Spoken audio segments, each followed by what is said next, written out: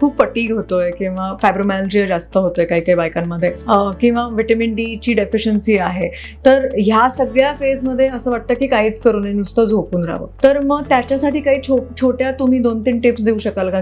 तू जसं म्हणालीस तसं बेसिकली हा this relates to the mood swings. काही अशी एक फेज येते की ज्याच्यामध्ये काहीच करू नये असं वाटतं.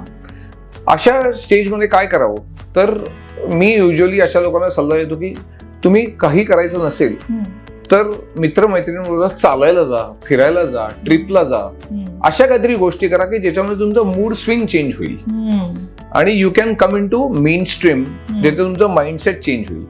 दुसरी महत्वाची गोष्ट, अशा कुठल्याच गोष्टी शक्य नसतील तर मी या लोकांना सांगतो की घरच्या घरी तुम्ही उभे राहून, खुर्चीत बसून किंवा असे तुम्ही सूर्यनमस्कार घाला. सूर्यनमस्कार हा अतिशय उत्तम प्रकार आहे ज्याच्यामध्ये सर्वांग व्यायाम होतो. त्याच्यामुळे तुम्हाला असं कुठलंही काही साधन अवेलेबल नसेल तर सूर्यनमस्कारासारखं उत्तम व्यायाम प्रकार नाही. त्यामुळे मी युजली अशा लोकांना असाच सल्ला देतो की काही तुमच्याकडे साधनं अवेलेबल नाहीये, तुम्हाला कुठे जाऊ शकत नाहीये, तर घरात सूर्यनमस्कार घाला.